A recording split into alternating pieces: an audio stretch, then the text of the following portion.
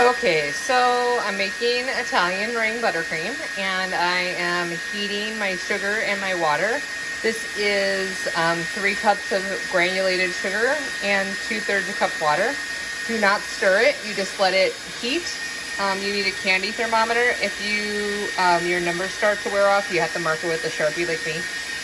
It's a softball stage that you're looking for. So your sugar syrup can actually sit on the stove and it'll stay at the same temperature for a while. So you always start that first. I have my egg whites beating right now.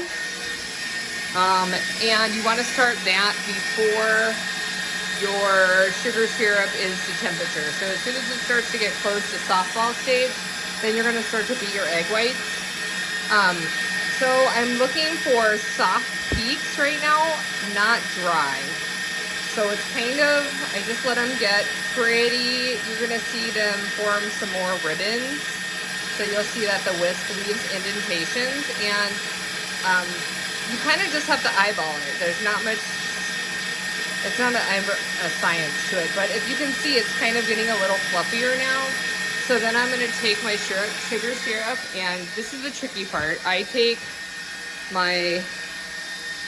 I put this in a glass of water just so the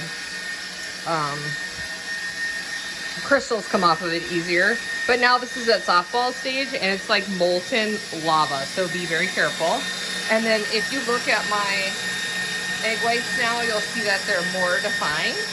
And then what you do is you just take and you pour the sugar syrup down the side. You have to be very confident. So you're pouring it between the beater and the bowl. And that's it. So this is at high full speed. And it's gonna be hot, super hot for a long time. And what you need to do is, you should be able to, before you put the butter in, you see how there's steam coming off of it right now? When you go to put the butter in, there should not be steam coming off of it. And then I just touch the bottom of the bowl, and it could still be a little warm, but it shouldn't be hot to the touch. Okay, remember that butter starts melting at 59 degrees. So you do want it to be a little bit